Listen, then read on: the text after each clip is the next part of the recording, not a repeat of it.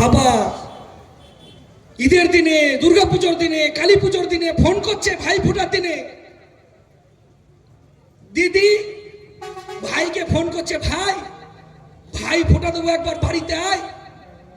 ভাই বলছে, বাবু দিদি কি করে বাড়িতে যাব, বাবার যখন অসুস্থ হয় লোন নিয়েছি,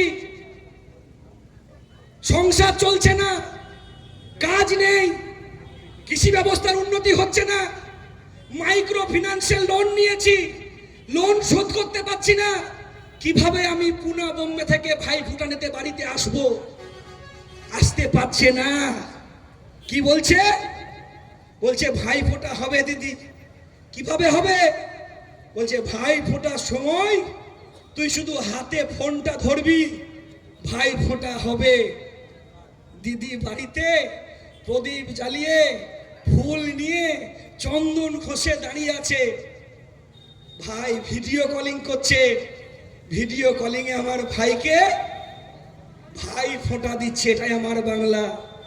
ঈদের দিনে, কুরবানির দিনে, দুর্গাপুজোর দিনে বাবা মা থালাতে রান্না খাবার নিয়ে লাড়াচাড়া করতে করতে বলছে, বাবা দুর্গাপুজো, ঈদ, কুরবানি বাড়িতে এলো না, আসলি না। কি করে আসবো বাবা, অনেক টাকা লোন নেওয়া আছে মাইক্রো ফিন্যান্সে, বন্ধনে আসাতে। অনেক সময় ভোটের সময় বলেন না, সিপিএমদের দ্বারা কিছু হবে না, ভোটের সময় 1 টাকা দিতে পারে না, তৃণমূল বিজেপি লাখ লাখ টাকা দেয়। হ্যাঁ, টাকা আমরা কোথায় দেব, আমরা তো ইলেকট্রন বন্ডের টাকা নিই না। তৃণমূল বিজেপি ইলেকট্রন বন্ডে ওষুধ কোম্পানিগুলোর কাছে টাকা নিয়ে আপনার 5 টাকার ওষুধের দাম আজকে 50 টাকা, 50 টাকার ওষুধের দাম আজকে 500 টাকা। ফোন করতে করতে বলছে, তুমি আমাকে ভিডিও কলিং কর, আমি ঈদ, কুরবানি, দুর্গাপুজো ভিডিও কলিং করব। এটাই তো আমার বাংলা। পশ্চিমবাংলায় বামপন্থী ফ্রন্ট সরকার আসার পরে বললো গ্রামীণ ব্যবস্থার উন্নতি করতে হবে, গ্রামে মহাজনী সুদের কারবারকে বন্ধ করে দিল।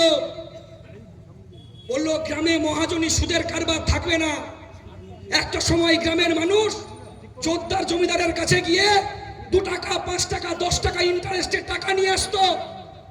বামপন্থী সরকার আসার পরে বললো গ্রামীণ অর্থনীতির উন্নতি করো, গ্রামীণ হাতে মানুষের পয়সা দাও, চাকরি দাও, ব্যবসা করুক, কৃষিতে উন্নতি করুক, তাহলে আর ধার করতে যেতে হবে না।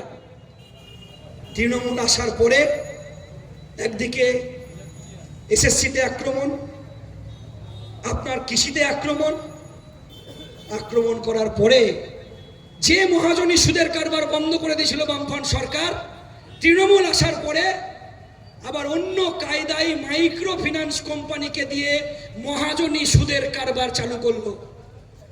কোনো গ্রামে সোমবার, কোনো গ্রামে বুধবার, কোনো গ্রামে শনিবার আমার মাদেরকে হাতে খাতা নিয়ে মাইক্রো ফিন্যান্সের লোন শোধ করতে যেতে হয়। কাউকে 28%, 30% হারে সেই লোন শোধ করতে হয়।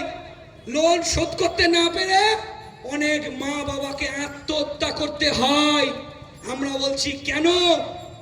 একটা সময় স্বয়ম্বর গোষ্ঠী তৈরি করেছিল বামপন্থী সরকার, সেই স্বয়ম্বর গোষ্ঠীতে প্রচুর লোন দিত, গ্রামের মা বোনেরা আত্মনির্ভর তৈরি হতো, বেকারদের জন্য ব্লক থেকে লোন দেওয়া হতো, সেই লোন নিয়ে ব্যবসা করতো বেকার যুবকরা। আজকে সেই লোন লাটে তুলে দিয়েছে। সমস্ত কিছু লাটে তোলার পরে আজকে আমার মা বোনেদেরকে ঋণের টাকা শোধ না করে আত্মহত্যা করতে হচ্ছে। আর যখন ঋণের টাকা শোধ করতে পারছে না, তখন কি বলছে ওই মাইক্রো ফিন্যান্স কোম্পানিগুলো, বলছে তুমি যদি লোনের টাকা শোধ করতে না পারো, তুমি একটা কাজ করো, তোমার ছেলের বা তোমার স্বামীর একটা ডেথ সার্টিফিকেট এনে দাও, তাহলে তুমি এই ঋণ থেকে মুকুব হয়ে যাবে। এই বাংলায় আমরা জন্মগ্রহণ করেছি, ছোট থেকে বড় হয়েছি, আর আমি আমার বাবা আর আমি আমার ভাইয়ের ডেথ সার্টিফিকেট দেওয়ার জন্য নয়, এই রাজ্যের সরকারের, এই কেন্দ্রের সরকারের, তৃণমূল বিজেপির ডেথ সার্টিফিকেট দেওয়ার জন্য গ্রামে গ্রামে তৈরি হন। আর এই ডেথ সার্টিফিকেট দেওয়ার জন্যই গ্রামে গ্রামে আমরা বাংলা বাঁচাও যাত্রায় যাচ্ছি। কারণ এই যাত্রা বেকার যুবকদের কাজ দেবার যাত্রা। এই যাত্রা শ্রমিকের গতরের মূল্য দেবার যাত্রা।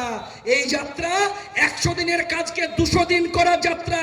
এই যাত্রা বিড়ি শ্রমিকদের মুখে হাসি ফোটানোর যাত্রা। এই যাত্রা মা বোনেদের সম্মান ফিরিয়ে দেওয়ার যাত্রা। এই যাত্রা কৃষকের পেনশনের দাবিতে এই যাত্রা। এই যাত্রা শ্রমিকের গতরের দাম দেওয়ার যাত্রা। এই যাত্রা টোটো চালকদের অধিকার ফিরিয়ে দেবার যাত্রা। এই যাত্রা সাধারণ মানুষকে ঐক্যবদ্ধ করার যাত্রা। তাই আসুন সব অংশের মানুষের কাছে আমরা আহ্বান জানাবো, আসুন এই লড়াইটা একসাথে লড়ি। একসাথে লড়তে হবে, পা পিছলালে হবে না, পেছন দিকে তাকালে হবে না, সামনে এগোতে হবে। কারণ সামনের বিধানসভা নির্বাচনে এই তৃণমূল আর বিজেপিকে ঠেকানোর জন্য বুথে বুথে দুর্গ তৈরি করতে হবে। প্রয়োজন যদি হয় ঝান্ডার সঙ্গে মোটা ডান্ডা লাগান। আপনার গণতান্ত্রিক অধিকারকে প্রতিষ্ঠিত করার জন্য বুথে বুথে প্রয়োজনে ব্যবহার করতে হবে। সকলকে অভিনন্দন, লাল সালাম জানিয়ে আমি আমার কথা শেষ করছি। ইনকিলাব জিন্দাবাদ, সিপিআইএম জিন্দাবাদ।